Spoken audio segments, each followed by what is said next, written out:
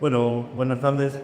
Gracias, mi estimado Christopher Salgado, por esta entrevista en el marco de conflictos.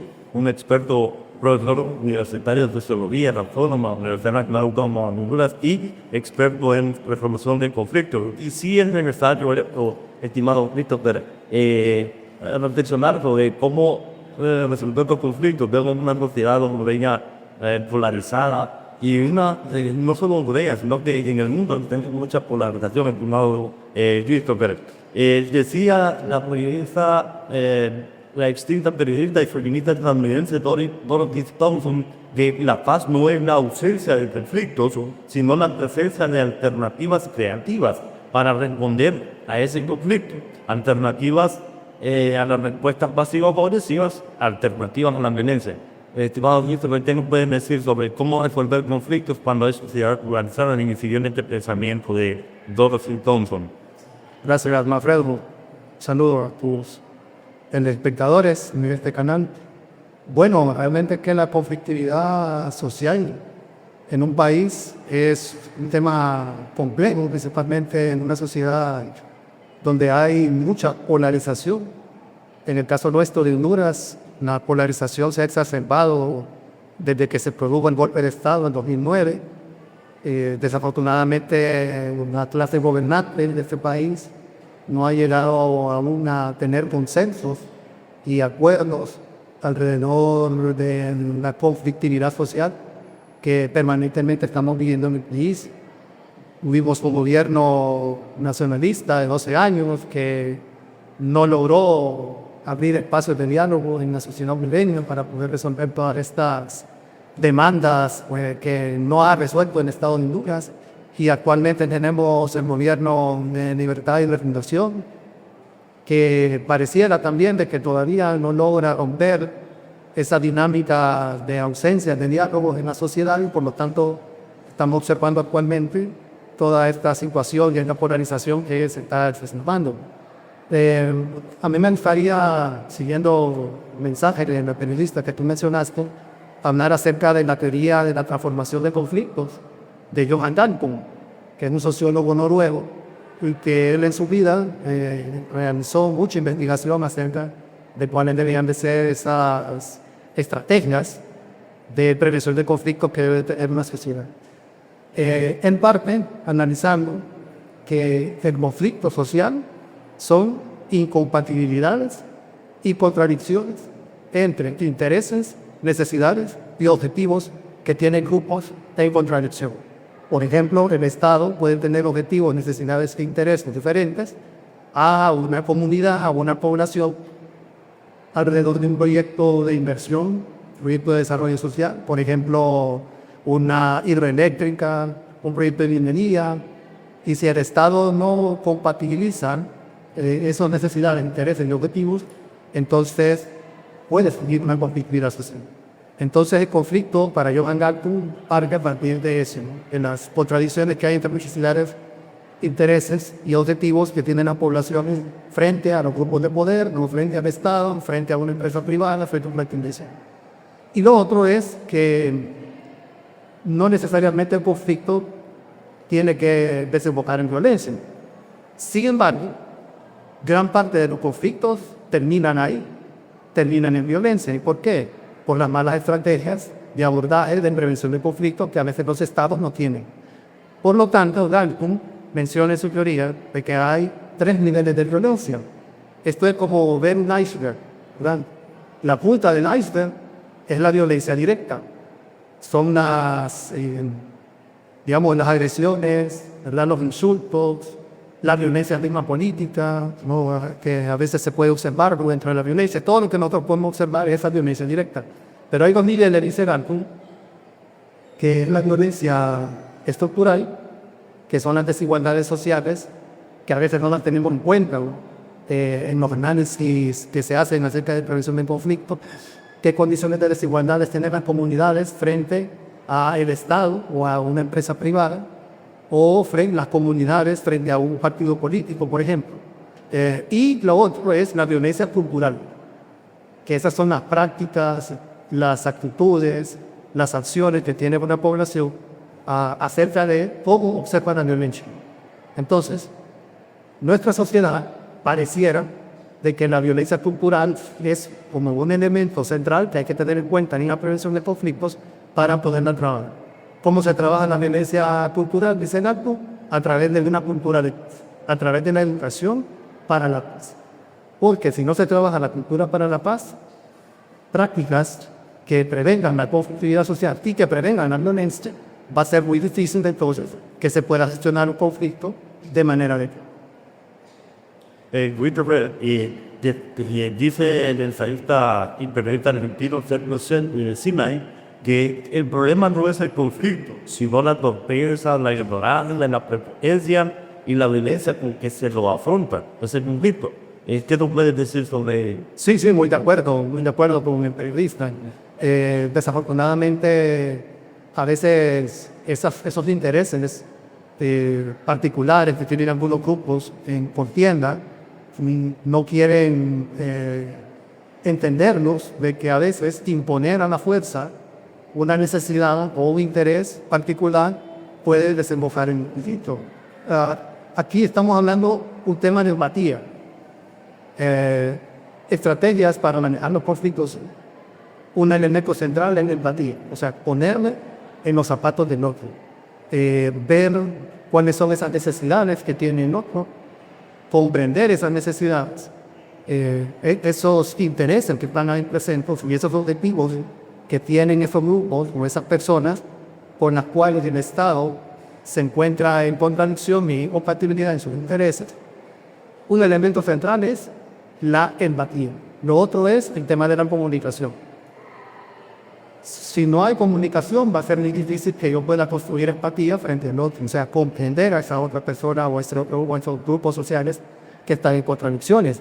La comunicación es fundamental.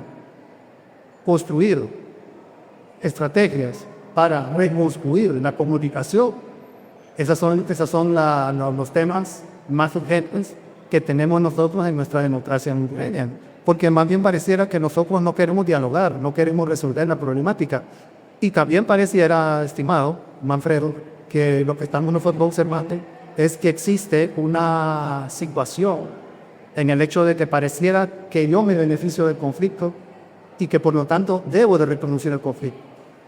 Que sistemas democráticos como el hondureño, que son sistemas imperfectos, por supuesto, ¿no? Está todavía en una constante transformación, aún está en la ausencia de un diálogo democrático, de un diálogo efectivo, que yo pueda entender la otra parte y que pueda generar un acuerdo o pueda generar un consenso.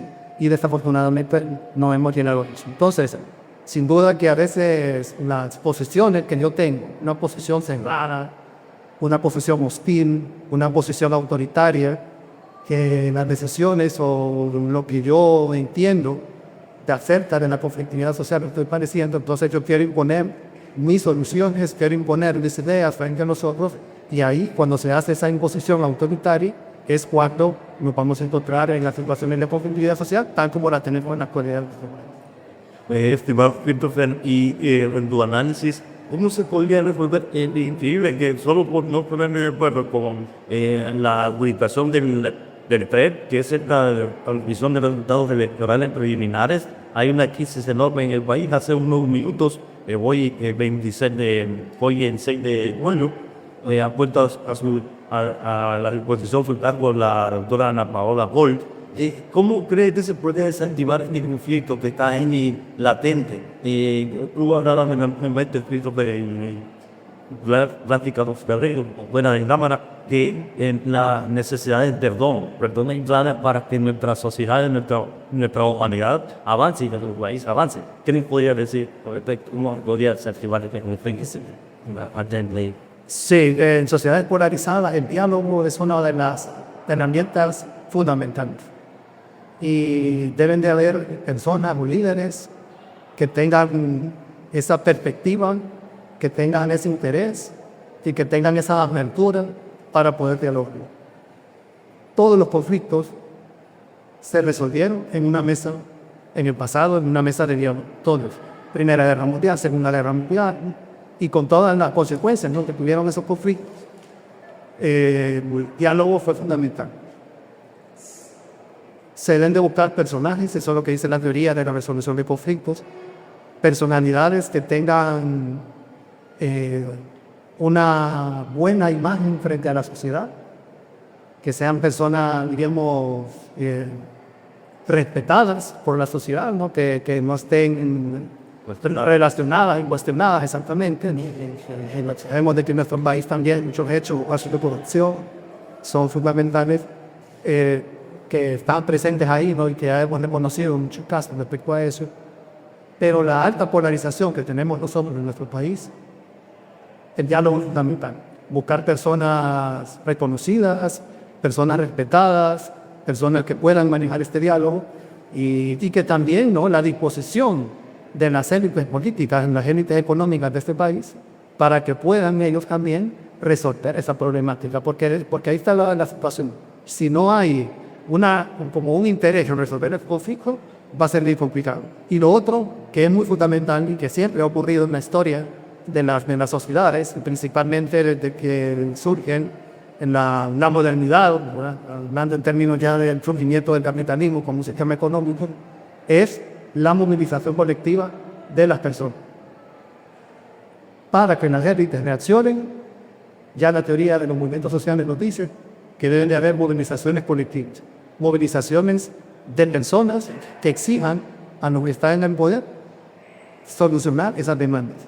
Si la población no se moviliza, si la población no exige que se resuelvan estos problemas, va a ser bastante complicado. Las élites van a hacer lo que ellas quieran, los grupos de poder van a desarrollar su dinámica y sus intereses en relación a lo que ellos quieren. Quieren el poder, pero la sociedad debe movilizarse. Debe de haber también organizaciones sociales en la actualidad que estén exigiendo una solución.